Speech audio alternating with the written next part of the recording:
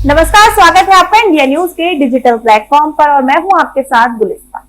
4 में से 3 राज्यों में जीत का परचम फहराने से यूपी में भगवा खेमा उत्साहित है। एमपी, राजस्थान और छत्तीसगढ़ की जीत ने 2024 में होने वाले फाइनल के लिए यूपी के साथ हिंदी पट्टी में पार्टी के लिए मजबूत पीच तैयार कर दी है। अब ये चुनावी नतीजे 2024 के लिए यूपी के साथ देश की सियासी दिशा तय करेंगे। तीनों राज्यों में चले मोदी मैजिक का असर मिशन 2024 में यूपी में भी तय माना जाने लगा है और चुनावी नतीजों के बाद अब यूपी में बीजेपी का चुनावी अभियान और तेज होगा।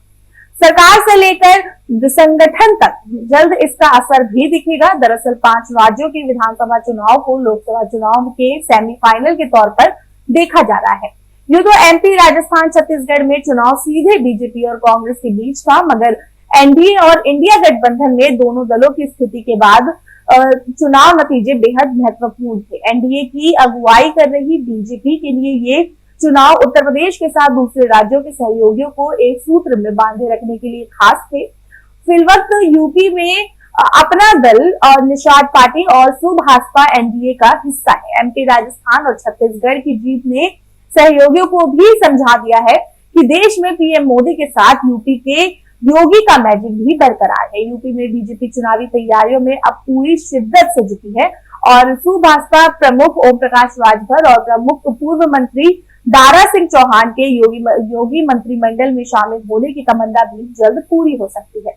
हालांकि दारा सिंह को हार के बाद मंत्री बनाने को लेकर पार्टी का एक वर्ग बहुत सहमत नहीं है और इसके अलावा प्रदेश बीजेपी को नया प्रभारी भी इसी महीने मिल सकता है। अब क्योंकि कोई राष्ट्रीय पदाधिकारी ही प्रभारी बनता है और निवर्तमान प्रभारी राधा मोहन सिंह अब टीम नड्डा का हिस्सा नहीं है। अब पार्टी अपने कार्यक्रम अभियानों को भी गति देने में जुटेगी और इसमें ओबीसी वोट बैंक को साधने की कवायद के लिए किए जाने वाले सामाजिक सम्मेलन प्रमुख है।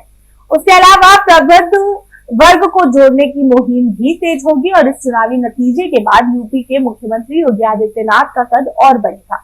5 राज्यों में चुनाव में योगी की लोकप्रियता का आलम साफ तौर पर देखने को मिला और चुनावी राज्यों के चेहरे को छोड़ दे तो प्रधानमंत्री नरेंद्र मोदी के बाद मुख्यमंत्री योगी आदित्यनाथ की ही सर्वाधिक मांग रही।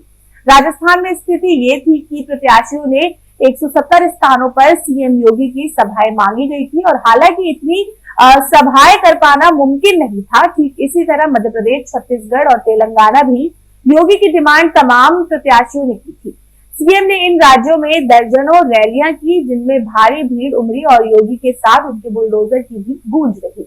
बीजेपी को 3 राज्यों में मिली जीत में यूपी के भाजपाई दिग्गजों की भी बड़ी भूमिका रही और दोनों उप मुख्यमंत्री केशव प्रसाद मौर्य और बृजेश पाठक के अलावा जल शक्ति मंत्री स्वतंत्र देव सिंह, जेपीएस राठौर, श्रम मंत्री अनिल राजभर, परिवहन राज्य मंत्री दयाशंकर सिंह, समाज कल्याण राज्य मंत्री असीम अरुण और आयुष मंत्री दयाशंकर मिश्रा दयालु के साथ प्रदेश सरकार के कई मंत्री एमपी और राजस्थान में डेरा डाल रहे हैं।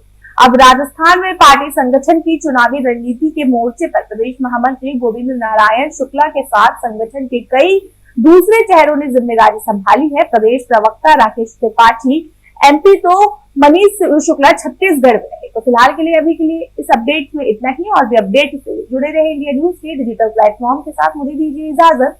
धन्यवाद।